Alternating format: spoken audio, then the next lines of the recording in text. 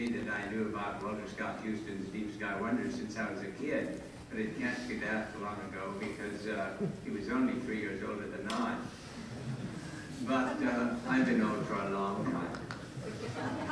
But I met Scotty, I think, twice, once at Stelfane and once at Riverside. And the story I was asked to tell is about Riverside. I was to be one of the speakers, and he spoke before me, and he said that of all the amateur astronomers now running, the only one who will be remembered after 200 years is John Dobson. Well, that's very embarrassing to tell you all, you see.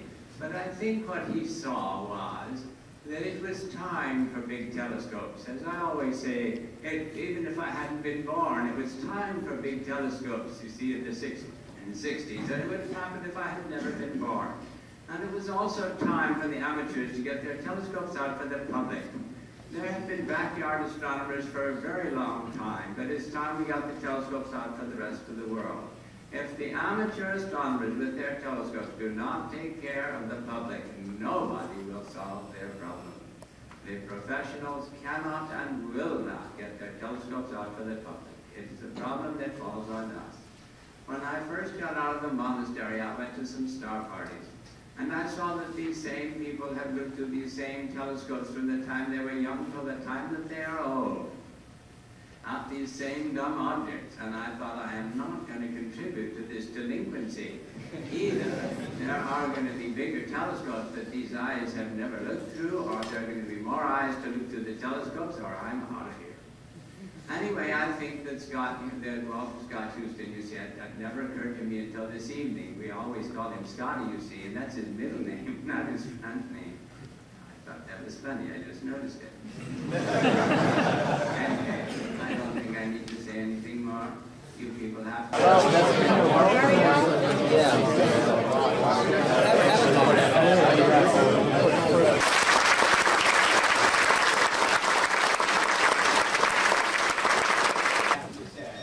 We've got to fight for a national dark sky state. New Mexico. They're mostly at 5,000 feet. Santa Fe is 7,000 something. Los Alamos is 7,300 feet. So we've got to have one place in the country where there's a national injunction against the lights in Albuquerque.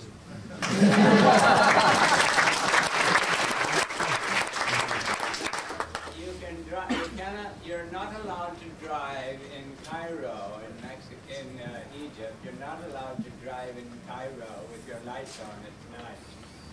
The only reason you need your headlights on when you're driving through the city is because somebody else has his headlights in your eyes. So anyway, I have some cards here from the International Dark Sky Association. Now I suggest we need another word in here. International Dark Sky Emergency Association, and then the initials become IDEA.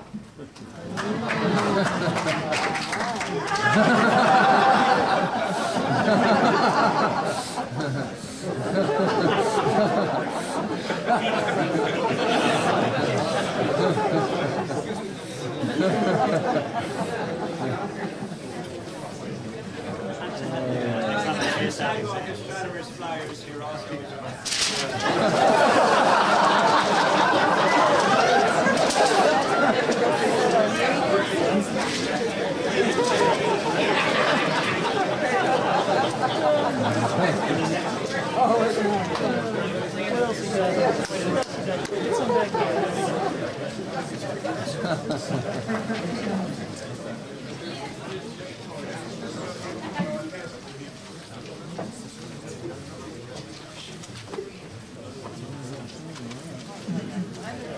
My jacket there.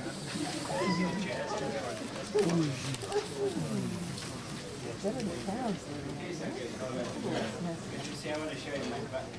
See, I said this. You see what it says there? Nothing doesn't exist. I said that in a class in Hollywood, and somebody made a button for me.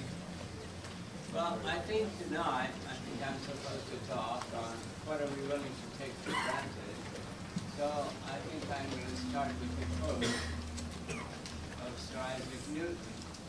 he said, corpus omne perseverare in status suo quiescendi, vel movendi uniformiter indirectum, nisi quatenus illud a viribus impressis cognitur statum suum mutare.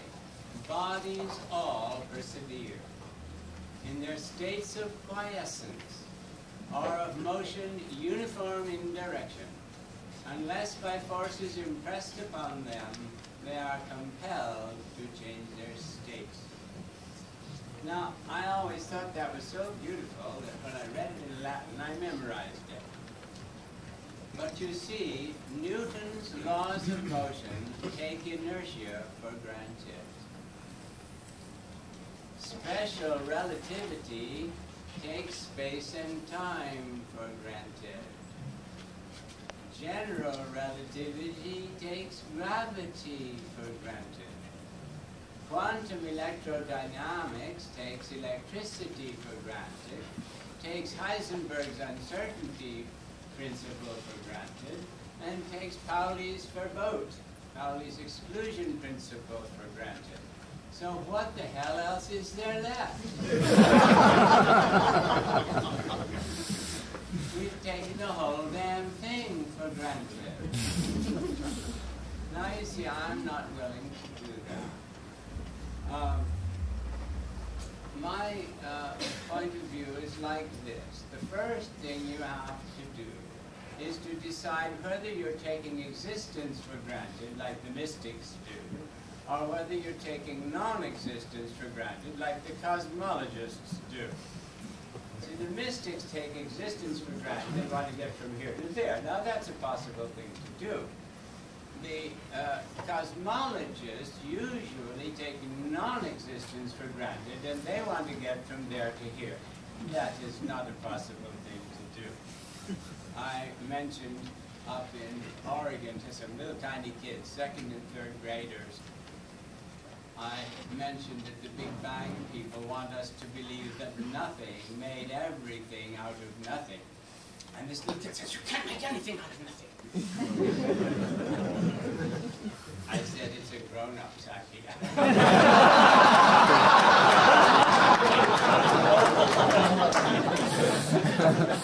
And they all looked around to the back of the room.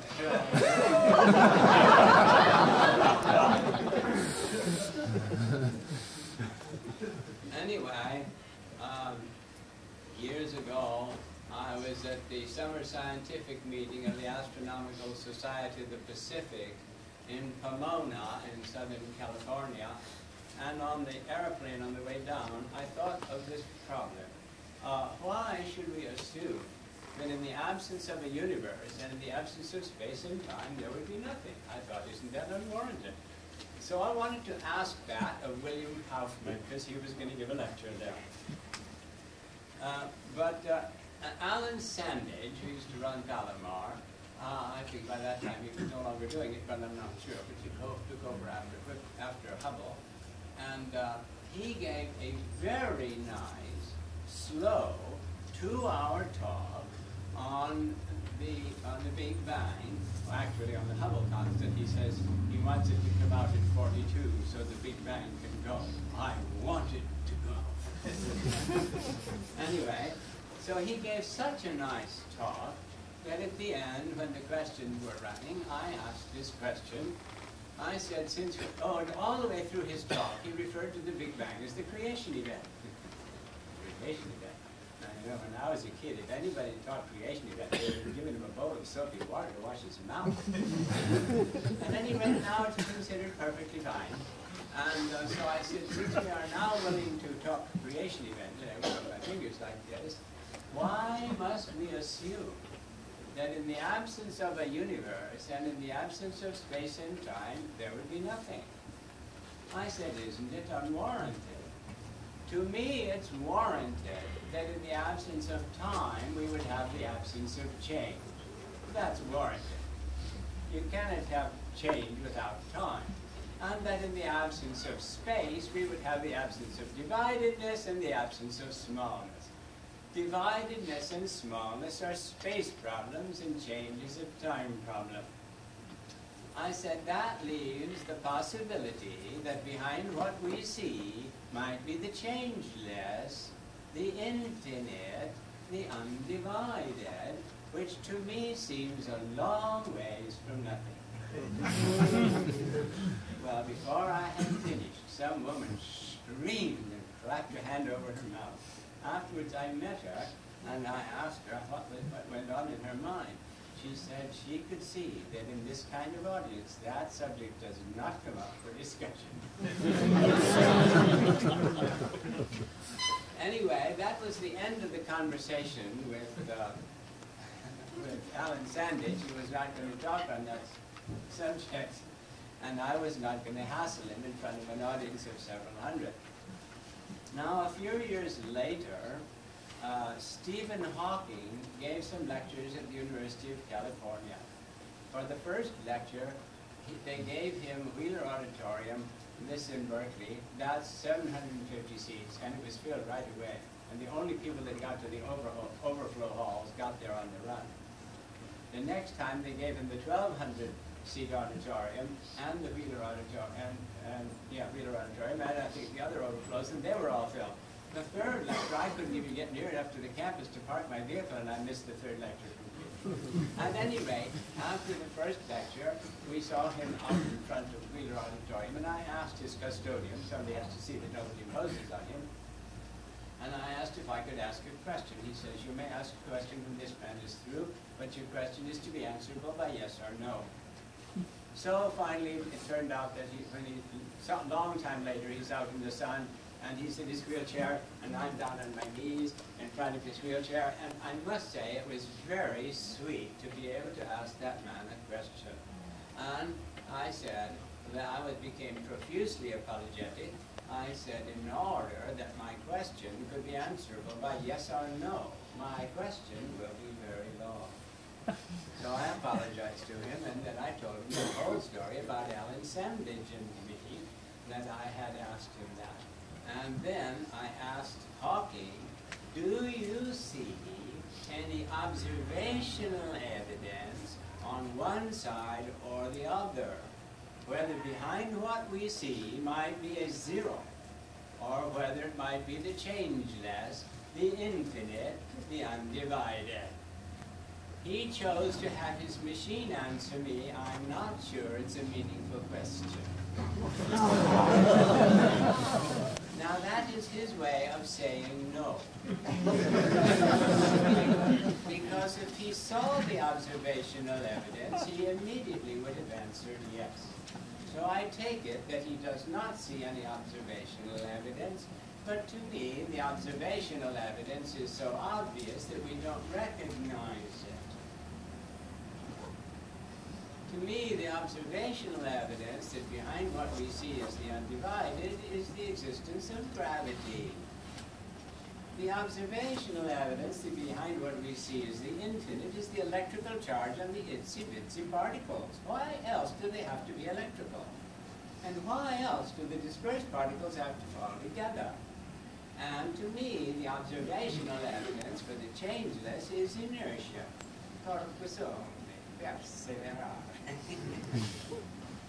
Bodies all persevere in their states of quiescence or of motion uniform in direction, unless by forces impressed upon them they are compelled to change their states. If they're not moving, they want to stay not moving, and if they're moving, they want to stay moving without changing their direction. Stay is the word in inertia. Fall is the word in gravity. And you see, the electrical energy of an electrical particle would go to zero if and only if the size of that particle went to infinity.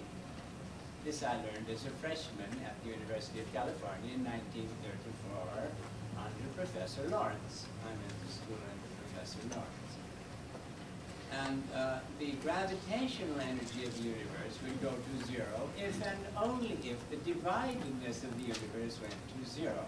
If everything were in the same place, the gravitational energy would go to zero. If the particles were infinitely large, the electrical energy would go to zero.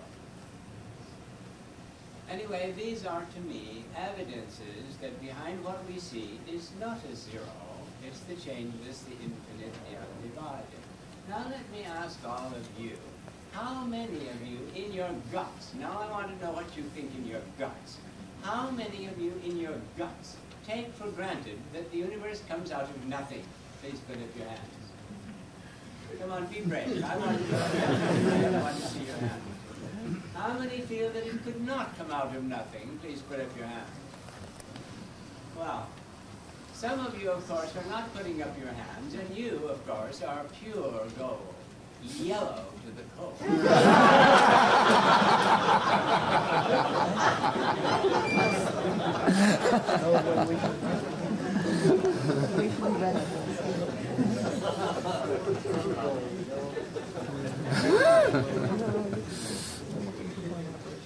Well, anyway, do you people want to ask me some questions?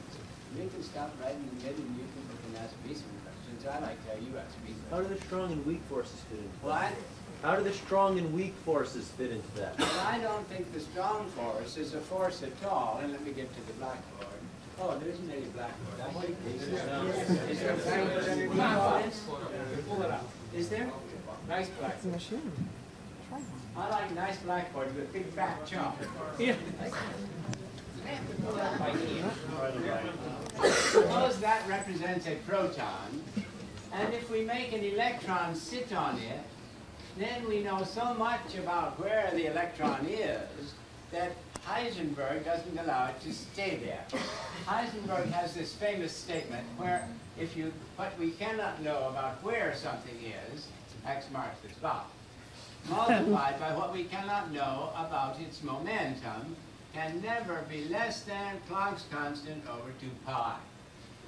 What we cannot know about where it is, multiplied by what we cannot know about what it's doing, can never be less than our little fellow over here, whom we don't need to know anything about.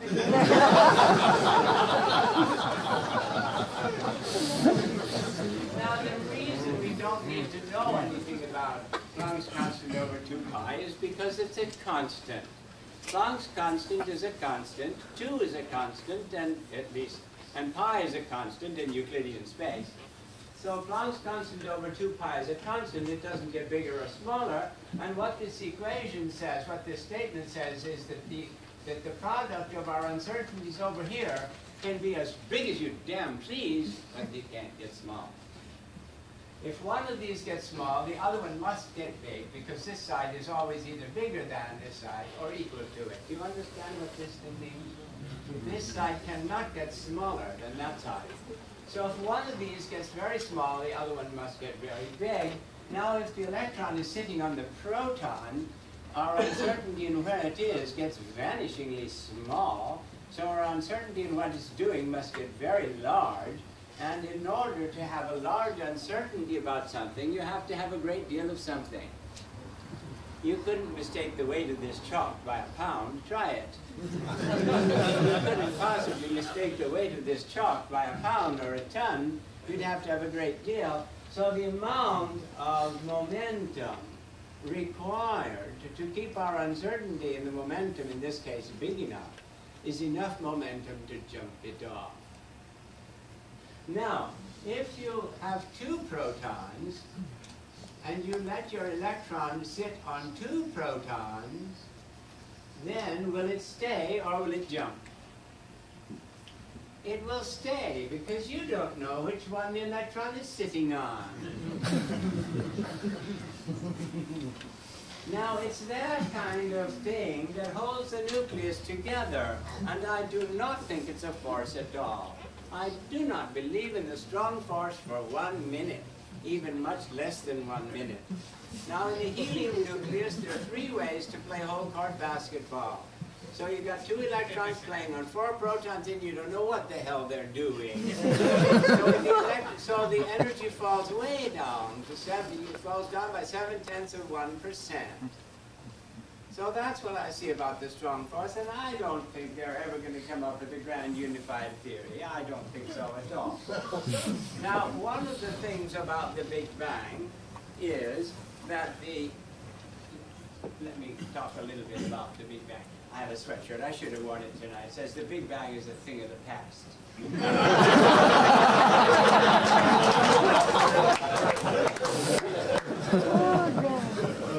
Nobody thinks it's a thing of the present, so I'm always perfectly safe. But you see, the Big Bang, one of the early problems with the Big Bang was that from a single explosion, if everything in the universe had been in that explosion, then nothing in the universe would ever have run into anything else in the universe ever again. The reason we're afraid of bombs is because we are not involved in the explosion, and we become targets. Now, as I said on Johnny Carson's show, if a hand grenade bursts in midair, the pieces of the hand grenade do not run into each other. Tinkle, tinkle. It doesn't happen like that. So that was one of the early problems with the Big Bang. You could not, from the Big Bang explosion, get galaxies and stars. Now, any cosmological model which does not account for galaxies and stars is considered to be flawed.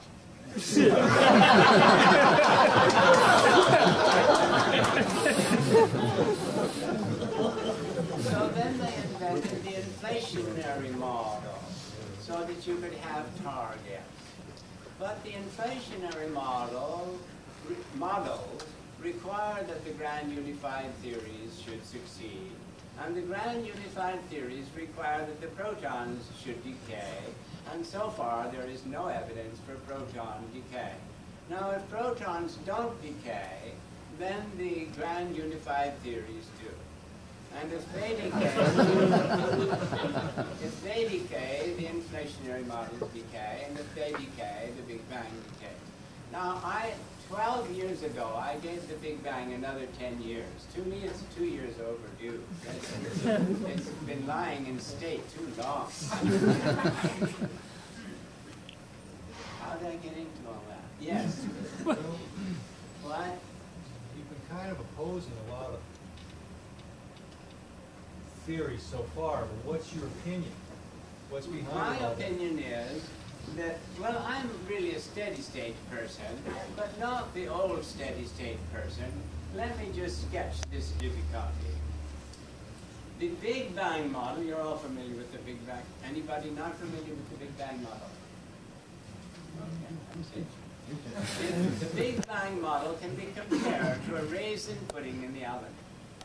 And as the pudding gets bigger and bigger, the raisins get lonelier and lonelier. And if you come too late for dinner, you may not find any raisins.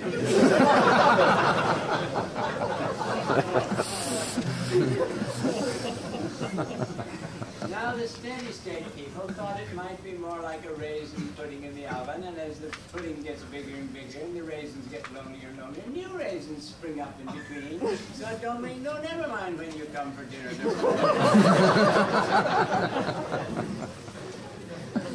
Now the Big Bang people didn't like that one bit. They said, "Where did you get those new raisins?"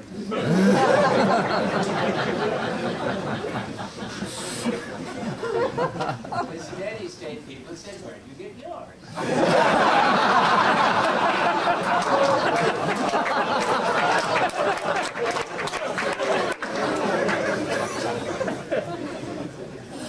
Now that is, to me, the trouble with all our cosmologies. Nobody has a raisin star.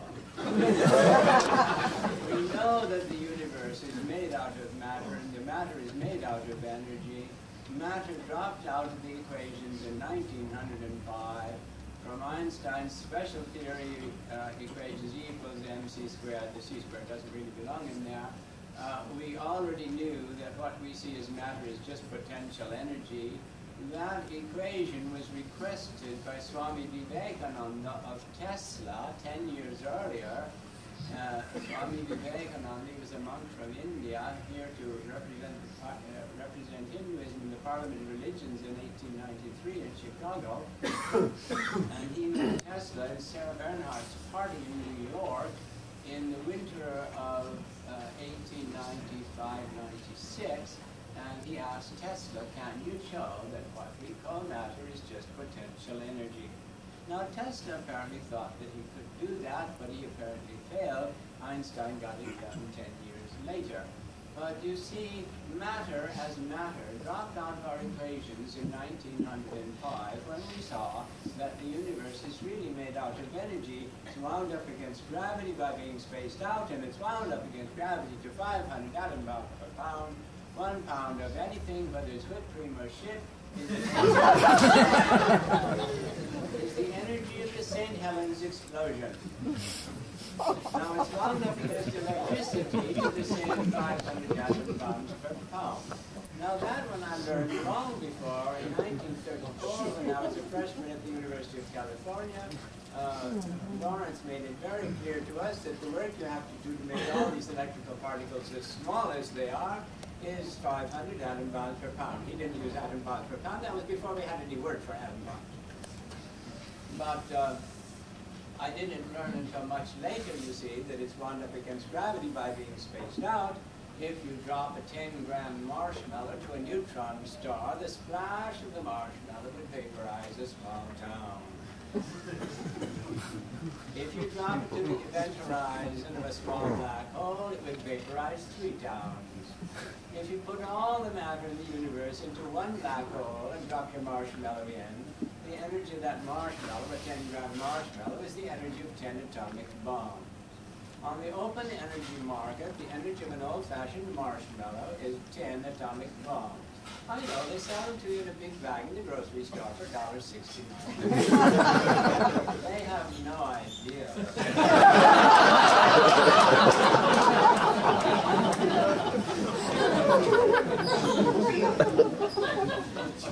So you see, if you let things fall together, you get that much energy out of it.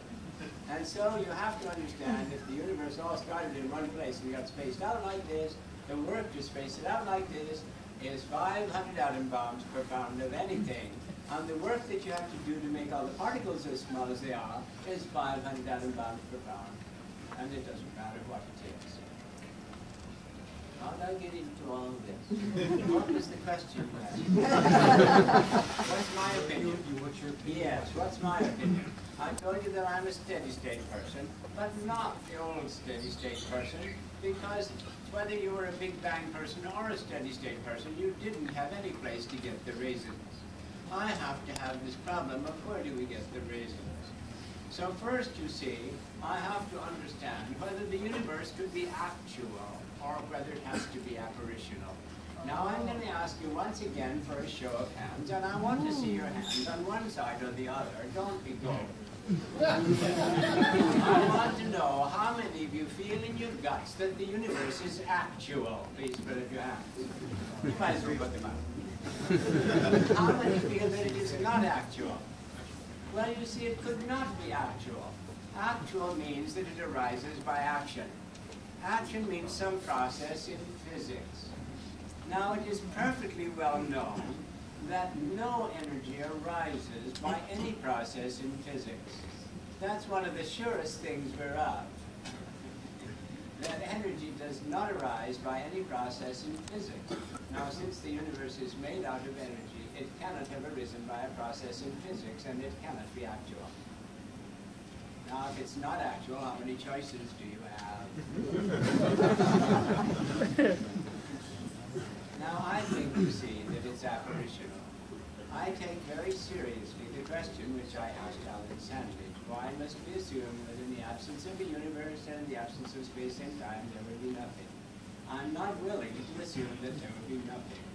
I am willing to assume that there would be something, and if I ask what could exist in the absence of time, it comes out to be changeless. It's a negative statement. And if I ask what could exist in the absence of space, it comes out to be undivided and infinite. It's just negative statements. I haven't said a damn thing about it. But you see, from those 3 negative statements, I can get the physics which we see. Because I have to understand that since what we see is changing, finite, and divided, and if we ask what exists in the absence of space and time and is changeless, undivided and infinite, it must be, well, let me ask you, how do you get across this barrier from the changeless to the changing without changing it? From the infinite to the finite without making it dinky? and from the undivided to the divided without cutting it up. How can you cross that barrier? I remember I told you about those little kids up in Oregon, 2nd and 3rd graders. I asked them this question: how could we get from the changes to the changing without changing it? This little girl said, you add time. I don't get such answers from grown-ups. These little kids have heads that have not yet been beaten in by grown-ups. When they get to be your age, they'll be hopeless. So she said you add time. Now you know there's a famous graffiti. Time is nature's way of keeping everything from happening at once. It comes from the bedroom in the Pecan Street Cafe in Austin, Texas. I always wondered where that came from, but I finally found out. From Scientific American. So the question is, can you get across the gulf from the changes to the changing except by a boo-boo? You have to mistake the changeless for the changing. You have to mistake the infinite for the finite. You have to mistake the undivided for the divided. You cannot change the changeless. You cannot divide the undivided. So you could, you see, get across that barrier by a boo-boo. Now that's why I think that the universe which we see is an apparitional universe, not an actual universe. Actual would mean that it arises by a process in physics, and it couldn't possibly arise by a process in physics. So even though, you see, I'm a steady-state person, I don't go along with the old steady-state model that the universe arose out of nothing. I can't go along with that. I have to take existence for granted. On observational grounds, I have to side with the mystics. I have to take existence for granted. It stares me in the face. None of you would come, and I wouldn't have come if existence didn't exist. See, nothing doesn't exist, but existence exists. And you see, if existence exists, you can't get it out of existence. It doesn't come into existence, and it doesn't go out of existence. So remember this on that last day when they put your body in a box. You're not getting in there. If you exist, you cannot get out of it. Yes, why? If you keep talking about the Big Bang or as or steady state, you keep referring to that this is a steady state. When I listen to how Big Bang works, that's a process that's going on from a particular moment moving forward. What you have described so far has been Big Bang prior to. Well, we have no particular moment. It just goes on like this if you see it this way.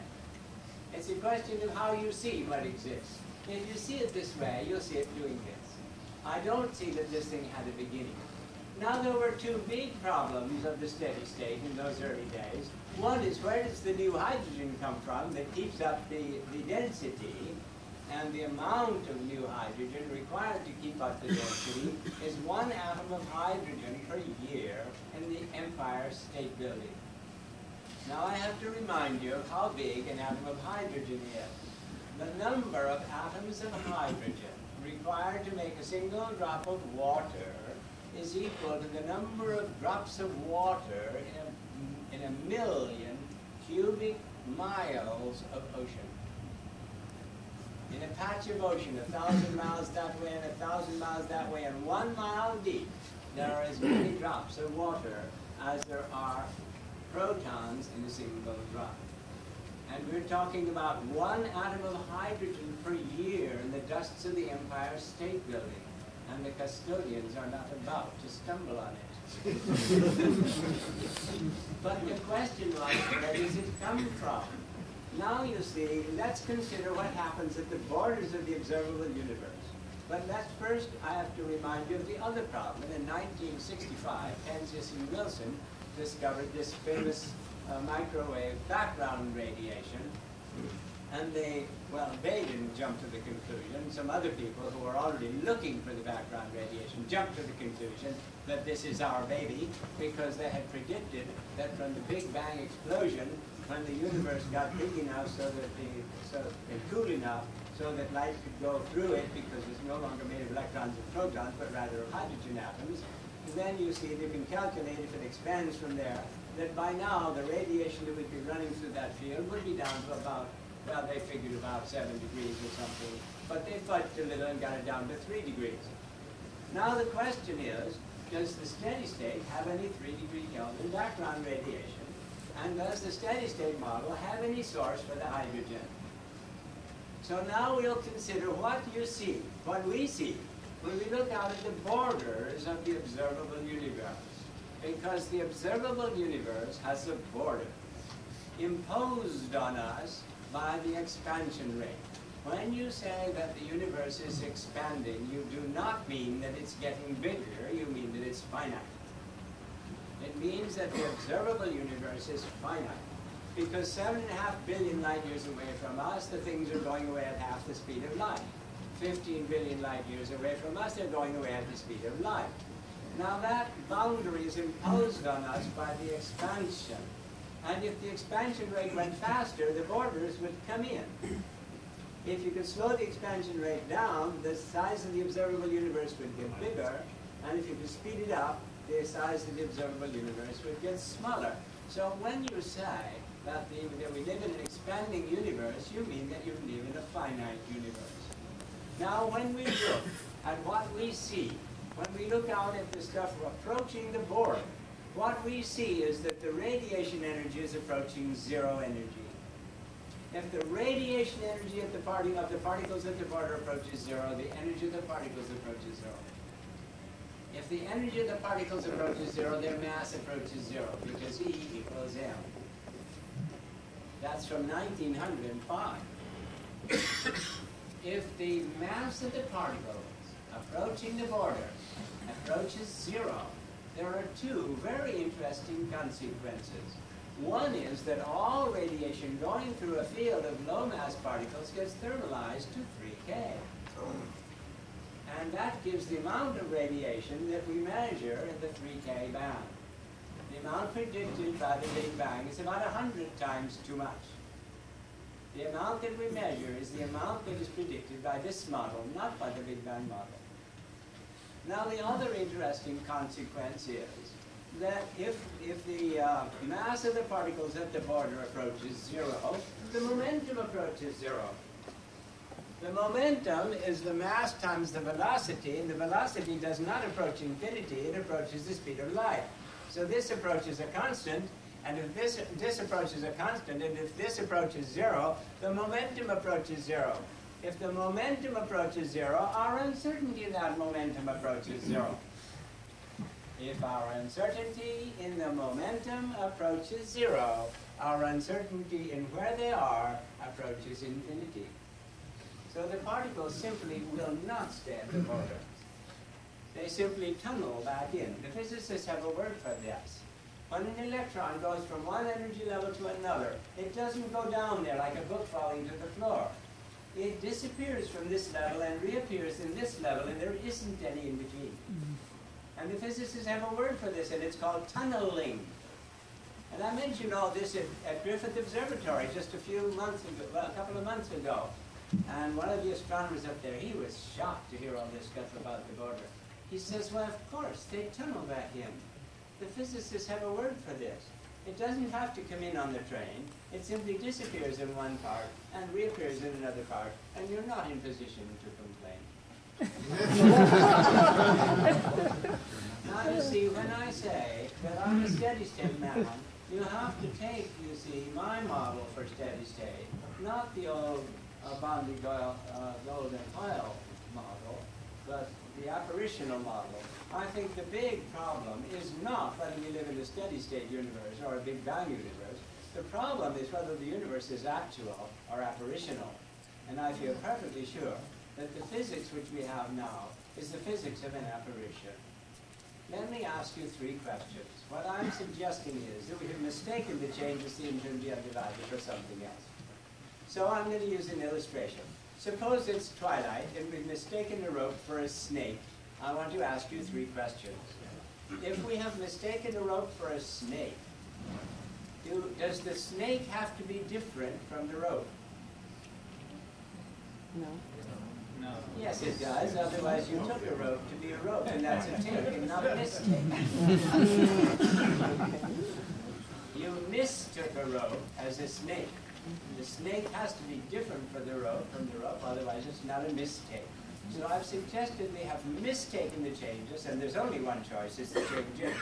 We've mistaken the divided, there's only one choice, it's the divided, and the infinite for the you've mistaken the infinite for the finite.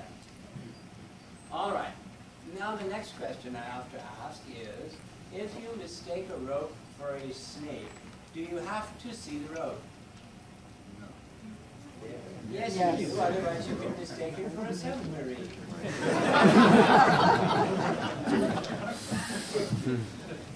It's the length of the rope which you saw, and you interpret it as the length of a snake. If you hadn't seen the rope, the mistake could have taken any other form, but it would be unlikely that it would be a snake. All right. Now there's a third question that I have to ask. Oh, well, first let me cover that one. So I have suggested that the undividedness has to show in what we see, and that's what I see as gravity. The infinite has to show in the teeny-weenies, and that's why they're electrical. And the changeless has to show in the changes, and that's why bicycles coast. You might think that everybody at MIT and at Caltech knows why bicycles coast, but none of them know why bicycles coast. And do you know why we send all the kids to high school before we let them go to the university? So they won't ask the professor why the books fall to the floor. The professor has no ghost of an idea why books fall to the floor. He doesn't want to be quizzed on it in class.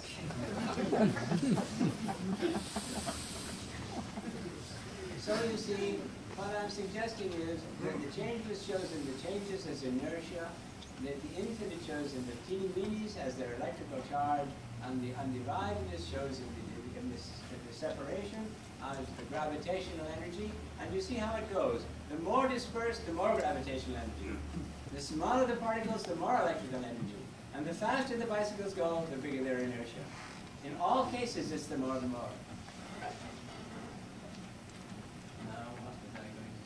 Oh, there's a third question I have to ask you. If you mistake a rope for a snake, can you identify the snake? No, you can't.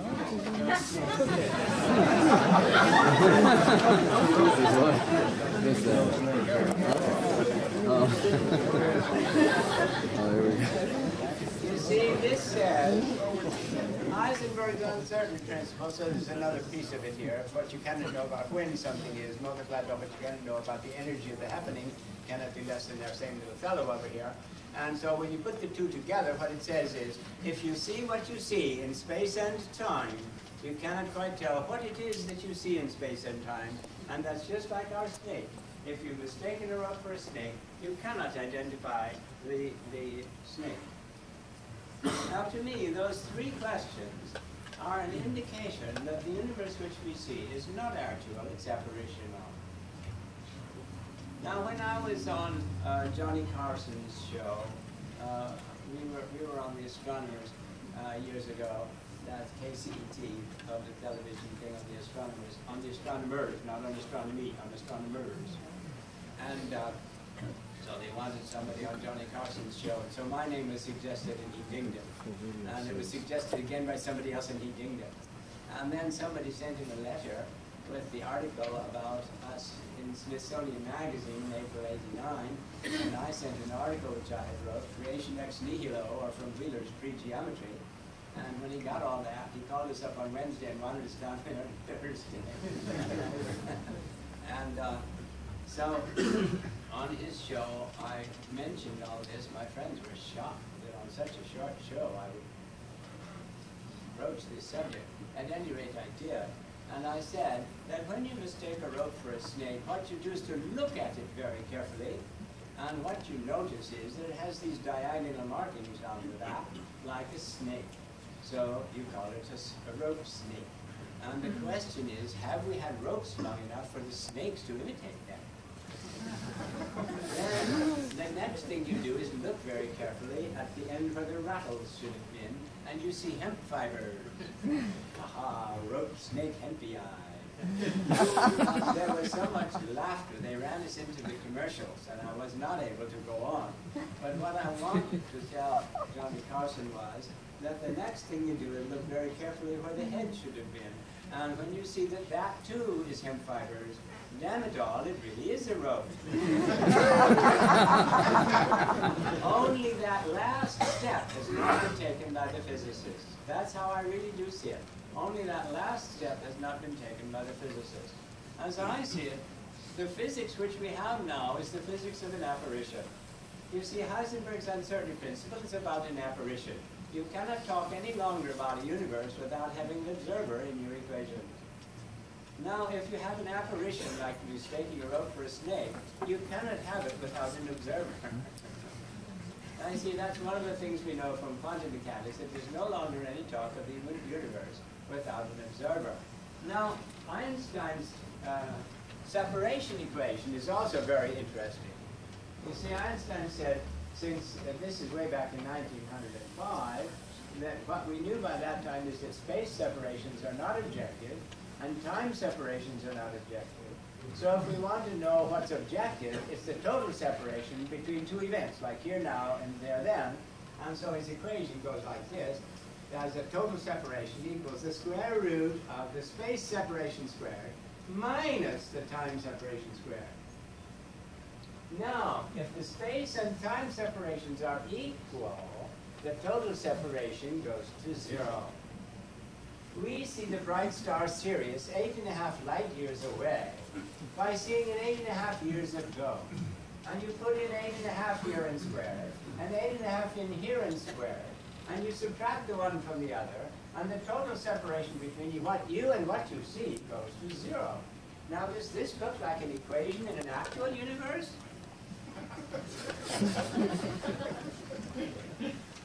You see, when you dream, the separation between you and your dream is 0. It looks as though it's the same in the waking state.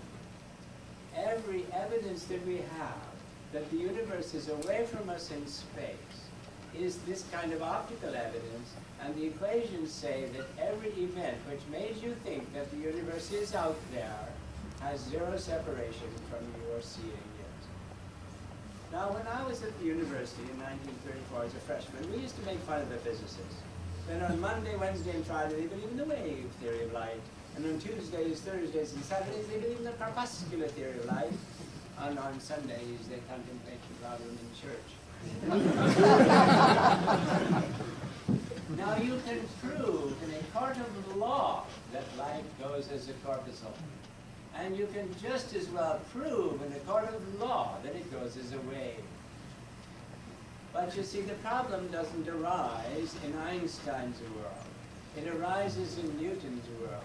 In Einstein's world, the separation between the emission event and the absorption event is 0. Photons do not show up in relativity theory, special relativity theory. Photons and gravitons have died. Now, for some reason, Einstein left them in. He threw out the luminiferous ether and kept the photons that swam in it.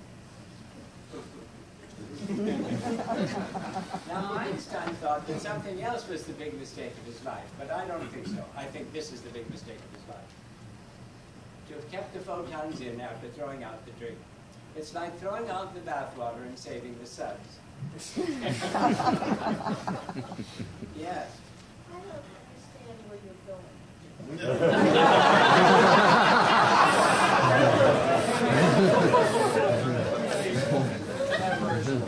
Did you see where I came from?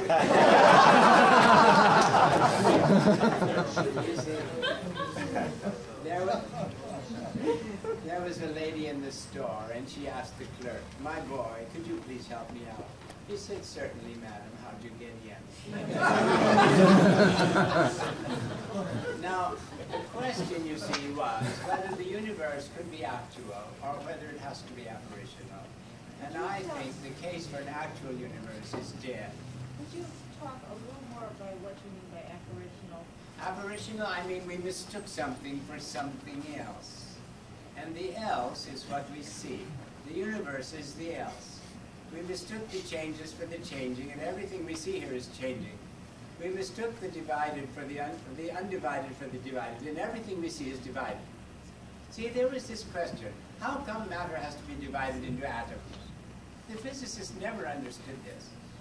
And how come the teeny-weeny particles have to be electrical? Nobody ever understood this.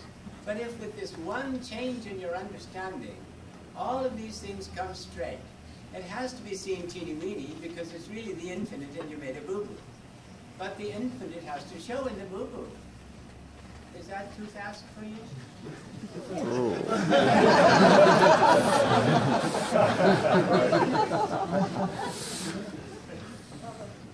Are you saying we'll all... Give her this. Pass it back. Sir? Yes? Are you saying we're all making a mistake thinking we're mortal? Yes, yes, yes, it's a boo-boo, and it's a very serious boo-boo. And if you exist, you cannot get out of it. That's where I thought you were going. That's where you are already. I didn't know.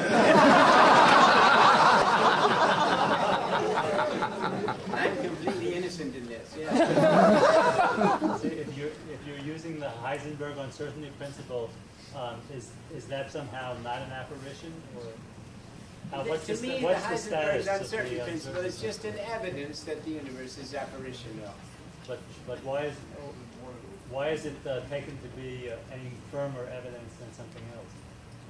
Or not any, no particularly than anything else. Einstein's equation and Heisenberg's uncertainty principle both together, to me, are evidence that we have the physics of an apparitional universe, not the physics of an actual universe.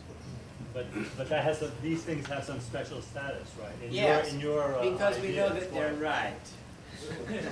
You see, what we don't know is about the gut response of the physicist. The gut response of the physicist is not what we test in our labs. We test the equations. And we know that the equations correspond to the behavior of the real world. That's why we take it seriously. You cannot prove anything in physics. You cannot prove that all crows are black. All you can say is, I saw a hell of a lot of crows and they were all black. If I've got an orange one, you're dead. But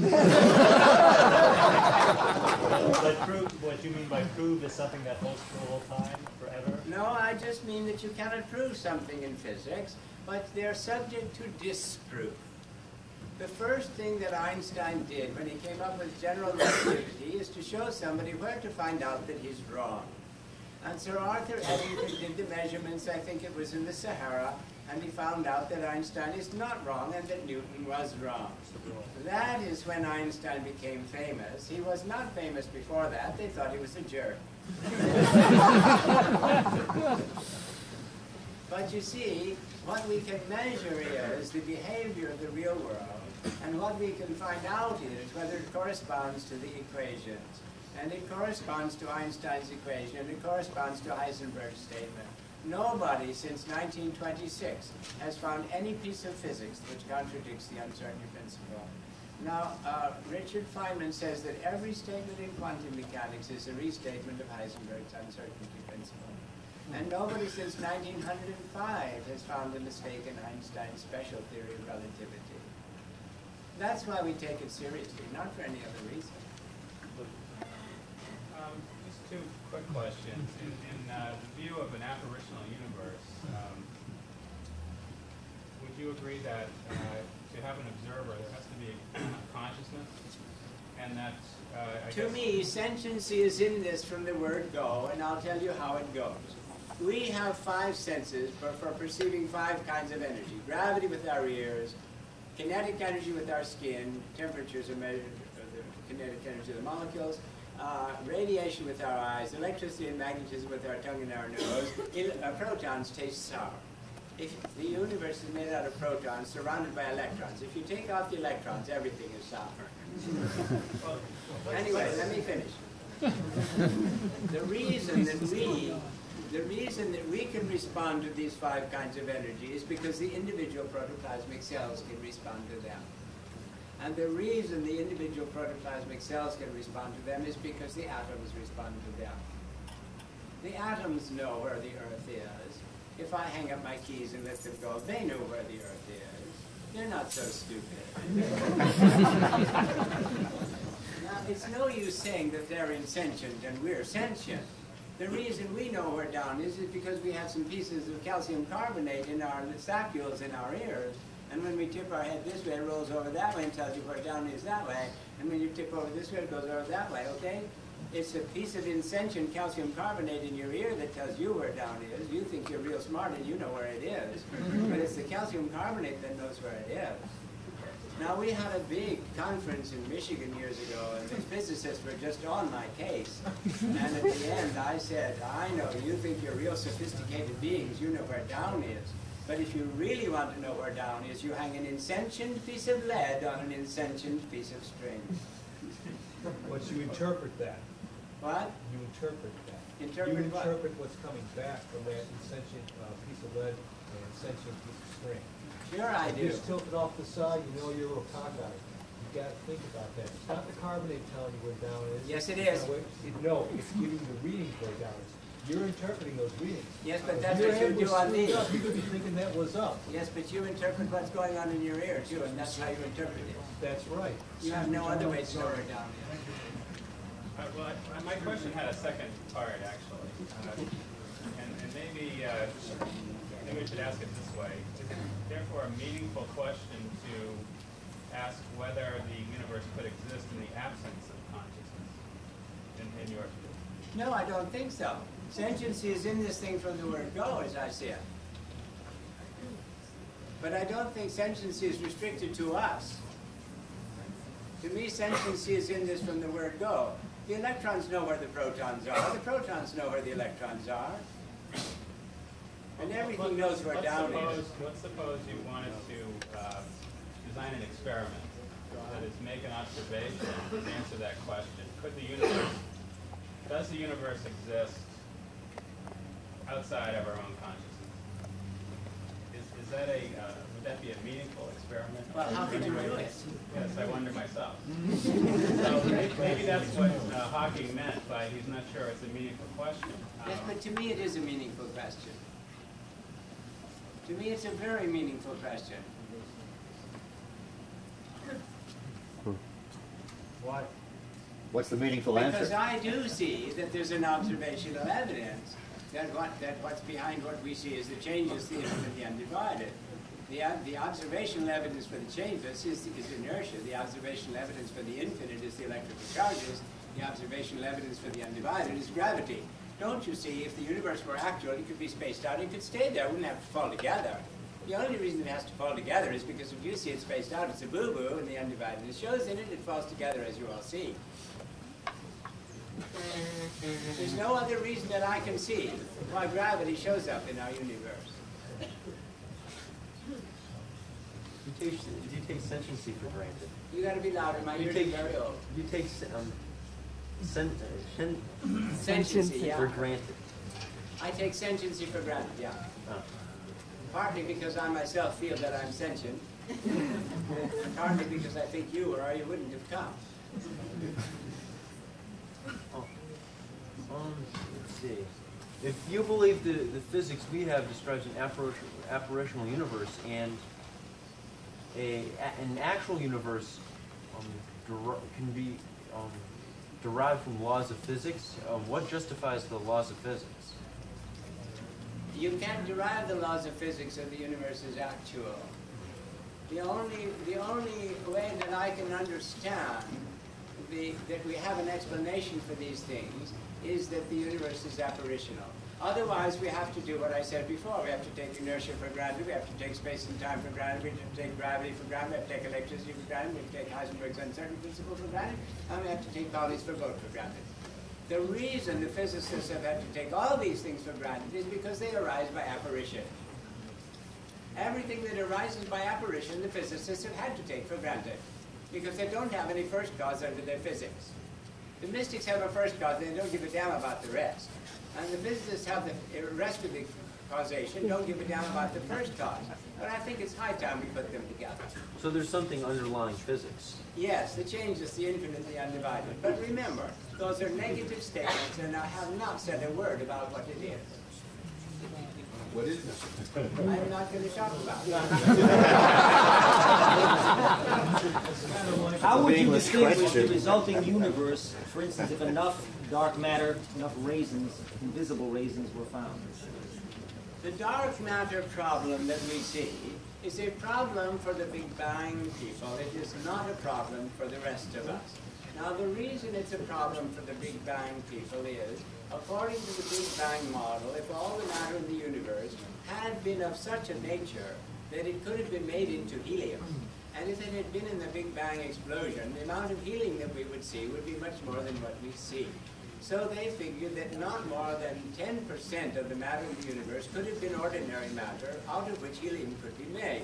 The rest of it has to be some spooky stuff called WIMPs, weakly interacting massive particles, or machos. Anyway, what you see, if you consider how a cluster of stars is formed, and I've asked several astronomers in the last 12 years on this question, if you consider a cluster of stars forming by falling together by gravity, I asked 3 astronomers, what percentage of the stuff could you expect to be blown away? 2 of them said between 90 and 99% could be expected to be blown away, and 1 of them said 95% plus or minus something according to the situation. So they all have it between 90 and 99% of the stuff would be blown away by the stellar winds of the stars in the cluster. Now that means that it is ordinary matter, or it couldn't be blown away. Now the Big Bang people do not see that all the clusters of stars and all the galaxies have to have some stuff outside of them that had to be blown away when the clusters of stars or the galaxies were formed. Now I have always argued that all the galaxies have to have what I call hovering layers surrounding them like that way more than the galaxies. And it has to be ordinary matter, or it wouldn't have been blown out there.